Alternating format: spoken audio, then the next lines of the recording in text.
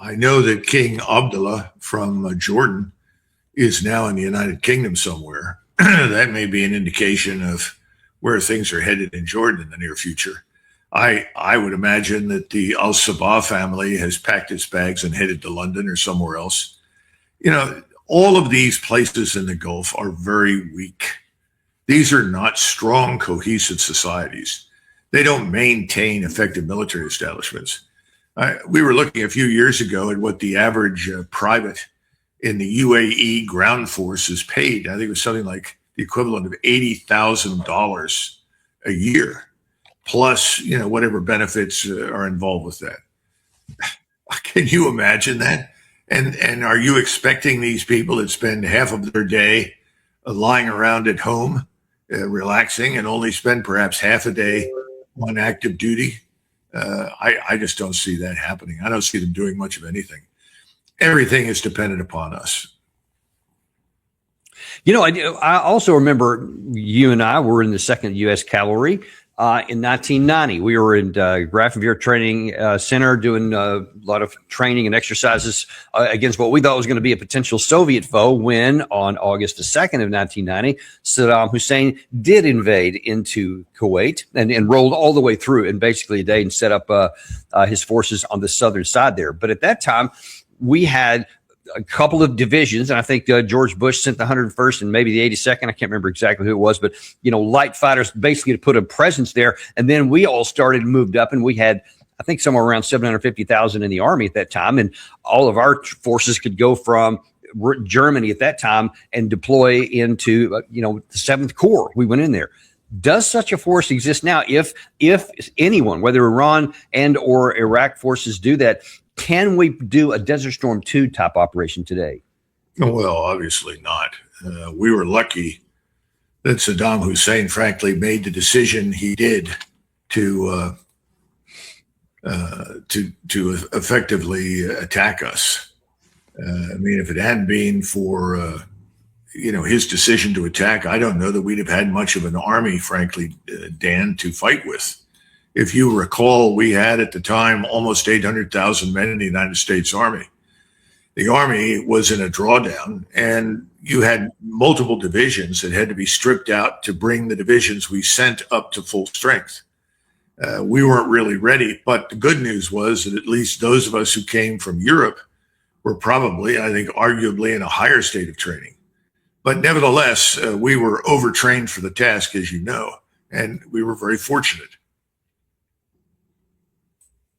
And what would happen if President Trump today was tempted to say, if an invasion happens, to say, I'm going to do my own Desert Storm and I'm going to move a bunch of troops over there? Can we do that? No, first of all, we live in a new world today, and you could never build a lodgment unless you had enormous quantities of air and missile defense that you could surround the so-called lodgment area where you would collect and organize and assemble forces. And at the time, one of the things that we discussed privately was if we ever have to come back again in the future, given the direction of technology, we'd probably have to land at a place like Yanbu on the Red Sea and then cross the desert. Because if we tried to get into the Persian Gulf, we would be sunk or attacked or killed pretty rapidly. A lot of people realized, I think more people realized the danger that would be presented in the future than we appreciate right now. Admiral Zabrowski certainly understood that, as did the vice chairman of the Joint Chiefs, whose name escapes me at the moment. But there were people that were thinking this through. But ultimately, Dan, I think the real lesson is this: even though there were smart people at the helm, nothing really changed inside the force. And you talk about if we land in Yanbu, which is about right there on the map there, that would be 1,000 kilometers that we would have to travel just to get to the battle space area right there, as opposed to when you and I went in, we went to Al Jabail, which was right here. That would be literally impossible right now with all of the Iranian firepower that they have all up and down this coast, for us to try and disembark with ro-ro ships and container ships to get our tanks and whatever else off the board here just to drive up to Kuwait. That would be nearly impossible right now. In fact, it might be absolutely impossible. What do you think? Completely, without question. no doubt about it. And, the tanks are still equipped with these turbine engines. And those things, as you know, drank fuel. And even though you have this auxiliary power unit that's supposed to reduce the amount of fuel that you consume, if you're moving, it doesn't make any difference how fast you move. You consume the gas at roughly, I think it was 8 hours, 7.5 to 8 hours, and you're on empty. I mean, that's 7 or 8 hours of operation. You can't fight a war that way. That's why the notion of committing these forces in a place like Ukraine is absurd. Ukraine is enormous. You'd go a couple of 100 miles and everybody's standing around waiting for tons of fuel to arrive. It doesn't make any sense. It doesn't, and in fact, it doesn't. Whether it makes sense or not, we just don't have that capability anymore. So if that happens, the whole system is so much more vulnerable than it was in 1991. It's remarkable how less capable we are today. And I don't think President Trump keeps saying, and Secretary Hegseth said 2 days ago, repeated, we're the most powerful military on the planet, and yet we couldn't even do a Desert Storm 2 because of our limited capability. That's the reality of it. Well, Dan, you got what is it, an echo? You got an echo? Okay. I don't hear an echo. I don't. If you do, I'm not sure about that. Is that? Yeah, I think this. Can you hear me now? I can hear you fine. I have no problem hearing you. Yeah, I think we have to understand that as civilians in general, particularly people who are members of Congress, they're very impressed with glitz and glamour, shock and awe. You show them videotapes of explosions. They equate an explosion on the ground with an effect that is a war-winning effect. There's no understanding of how complex warfare is, and the need for multiple capabilities being employed and orchestrated as an integrated force. There's just no understanding of that at all. So everybody is in the hunt for a silver bullet. Everybody wants to buy the silver bullet that will win the war. And we're finding out that there are no silver bullets unless you want to go the nuclear route. And we should talk about that because I think that's being discussed too.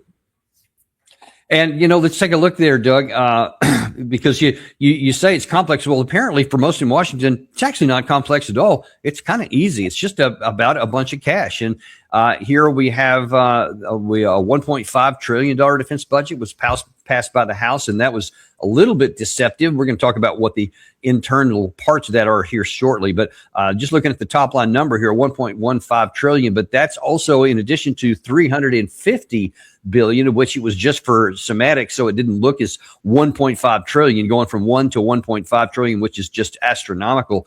But Congress is really happy with that. And also turns out that money equals capability. And General Jack Keane says, you know what? Let's just go and use that force and finish the job. We are on a definite path to return to major combat operations that would involve Israel and the United States. I think that is the path we're on. Is there some negotiations that the Iranians want to do here? Of course, they want to negotiate. Why now? They want to negotiate because they want to stop the United States from imposing their will by firing on them and taking away their military capabilities. They want to stop that, as they did successfully back on April the 7th and April the 8th. They want to replay that.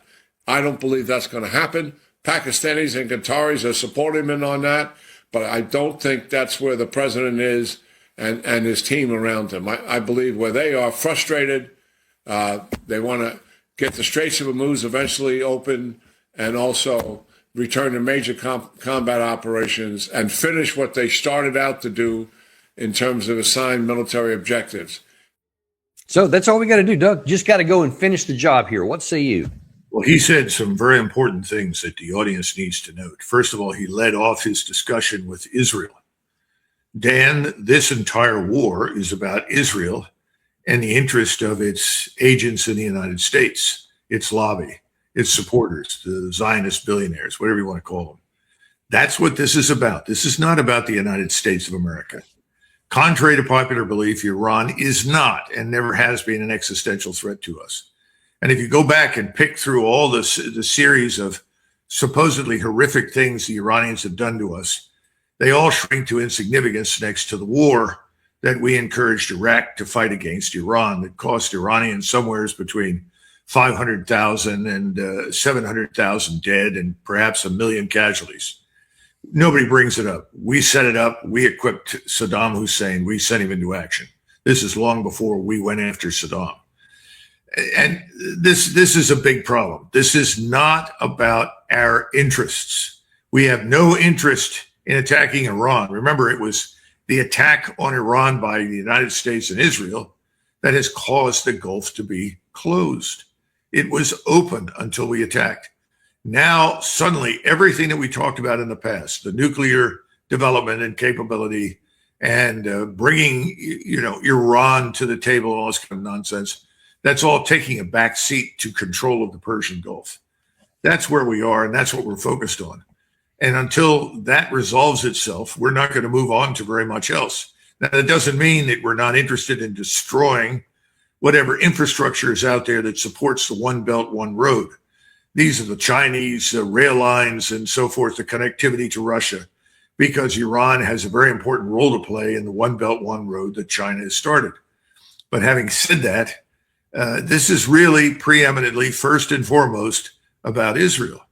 And Americans just have to get that through their heads because they ought to be asking why.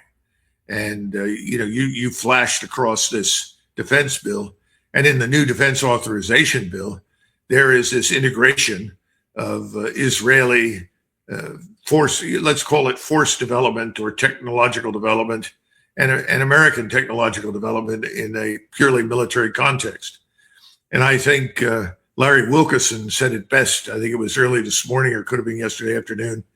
He said, what we're doing is that we're making what Pollard, the Israeli spy who ratted us out to all sorts of people, legal. In other words, what he did, for which he was sentenced to life imprisonment, is effectively being legitimated and legalized by this defense authorization bill. Americans ought to be very concerned about that. And I don't think most Americans even appreciate what it means.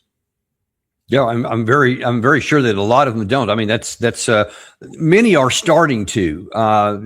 Thomas Massey, of course, led the charge to try from within to try to get this thing stripped out. He obviously failed because 100%, I believe it was nearly 100% of the Republicans were supportive of that bill in the House of Representatives, and about half of the Democrats were.